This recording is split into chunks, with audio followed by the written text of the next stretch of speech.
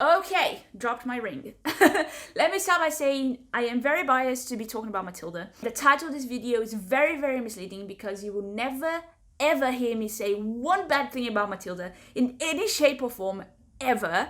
However, I do believe my ideal scenario would be a mix of the 90s movie with the stage show and the new movie musical adaptation. And here's why.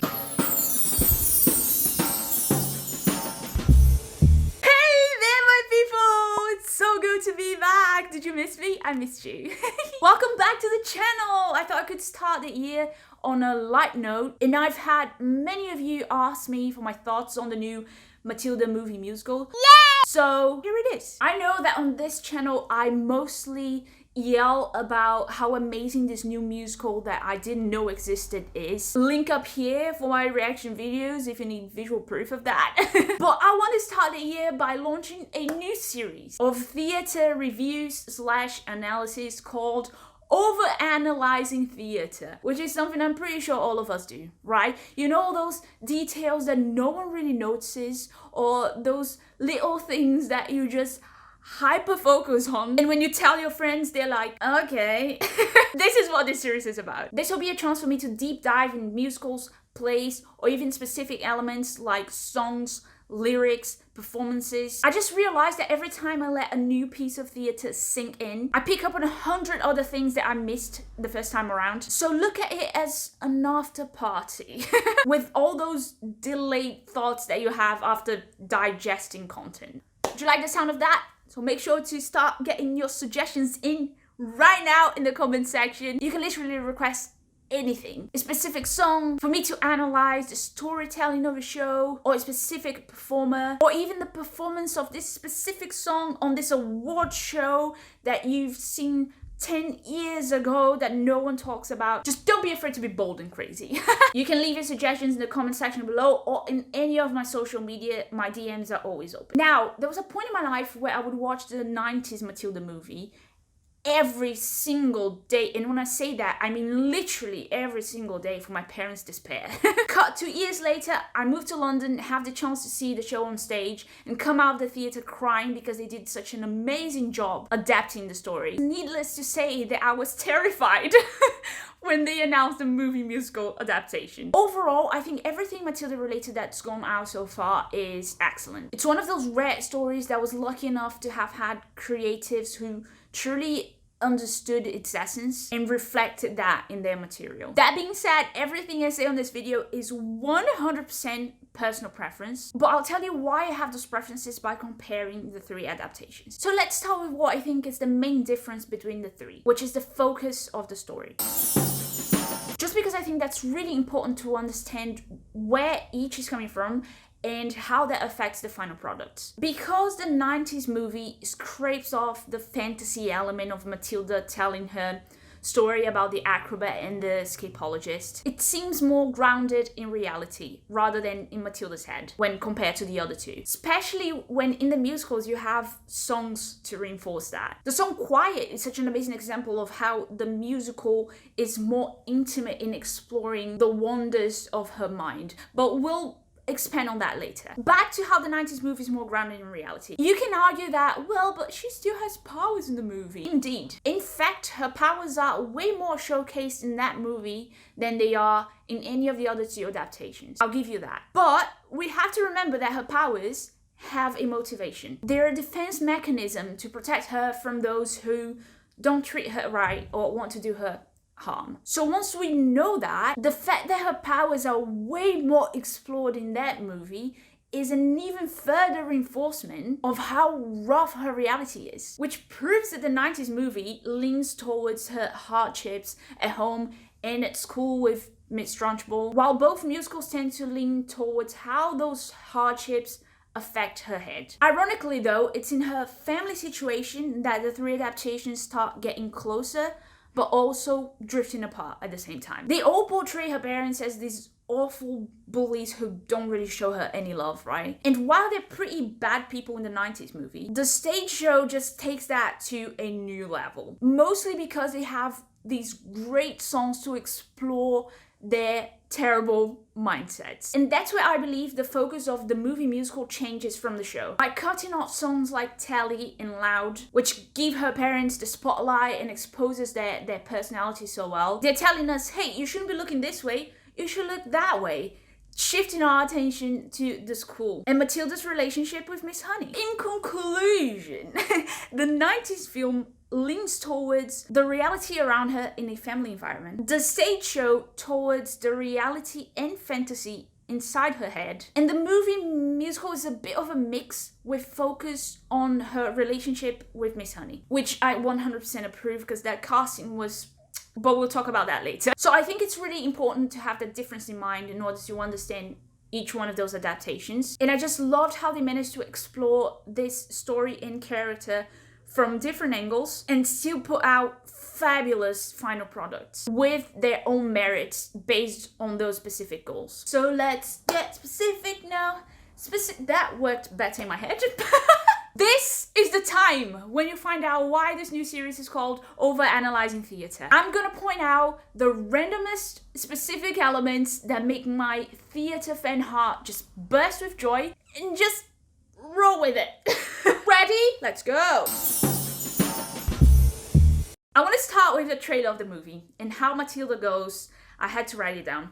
Once upon a time, there was a little girl who was trapped. This is the story of her great escape. How beautiful is that?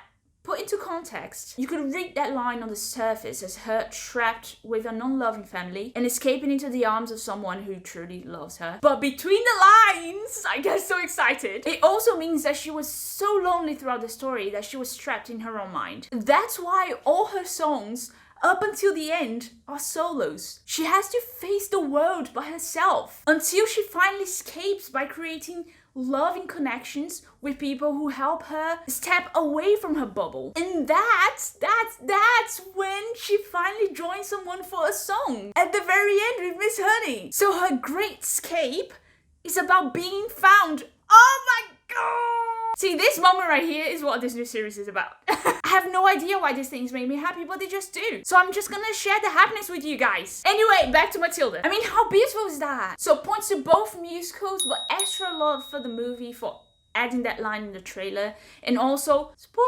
alert, adding that extra song for Miss Honey and Matilda in the end. We love to see it, don't we? Alicia and Lashana, who play Matilda and Miss Honey respectively in the recent movie musical, are my favorite Matilda Miss Honey duo ever. Note that I'm not including the 90s movie here anymore because it's a completely different genre and I grew up with it, so it wouldn't be fair. We're talking only musicals, okay? The way Alicia balanced sweetness with sadness, with resolve and boldness in her performance was just marvelous. She seemed so clever and brave, but also so vulnerable. And Lashana was just so genuine. 10 out of 10, no notes, point to the movie. Although I have to say, every Matilda cast I've seen on stage so far have been spectacular as well. The movie also reignited my love for the music and lyrics of the show, and even some specific sequences like the school song in Bruce. So much so that like a week later, I was booking to see the show on stage again. It had been like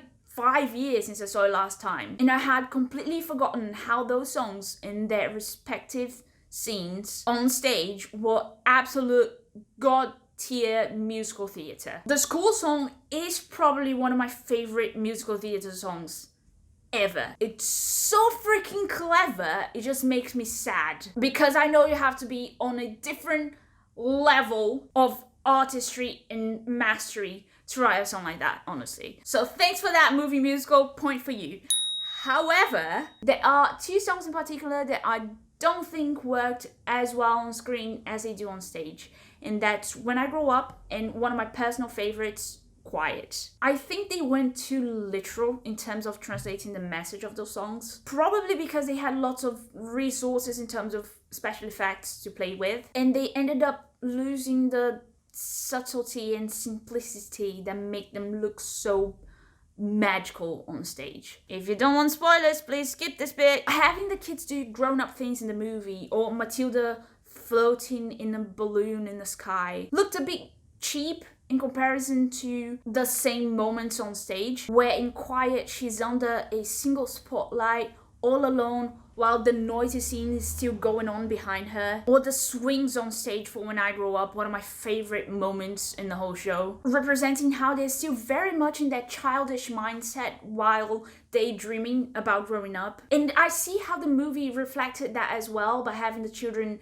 do grown-up things while still being children. But they just weren't as striking to me visually because they looked too obvious, if that makes sense. So, point to the show! I genuinely don't understand why they insist on casting men to play Miss Trunchbull on stage. It's been proven twice now by the movies that costume and makeup are enough to make her look massive and scary. I really don't think that her comic moments in the show come from the fact that it's actually a man, but from the disparity between her looks and her general behavior and her lighter moments. So, point to the movie! Since on stage you have to be more resourceful because you don't have as many special effects to work with as the movie does, the show ends up with the advantage of being able to add subtleties to the story that really refine the experience to me. For example, I always loved the parallels between her mum not realizing she's pregnant and Matilda sitting on her pile of books when she's home throughout the show, because there's simply no room for her in their lives, metaphorically and physically, even when she's literally inside her mum's uterus. So big points to the show for being able to enrich the story like that. Now, the moment I'm sure we've all been waiting for. Revolting children. I'm not even gonna get started on that. I might just stay here for a week. It's brilliant on stage as well, but the movie is just impeccable. Electrifying, award-worthy, crown red barret girl, president of the universe. I would die for that sequence alone, and I'm not joking. I'm serious, I'm really serious. And the coolest thing is how it gives the other children a spotlight as well, right? It's such an uplifting way to wrap up the story that you can't help but feel very happy and also powerful. And it's just wonderful how something that seems as simple as a song can do that, isn't it? And in a way, having a song make you feel so good and empowered sort of takes you back to the very first message of the show, right? That even if you're little, you can do a lot. Even a simple song can do a lot for someone. So in a certain way, there is this full circle feeling to the show once you reach Revolting Children and realize how small things and small people can also do great things.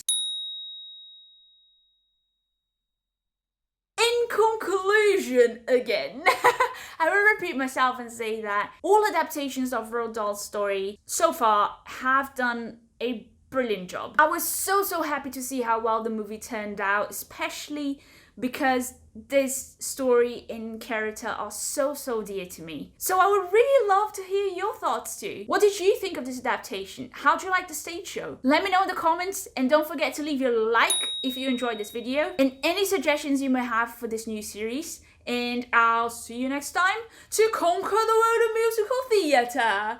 Keep singing. Ciao!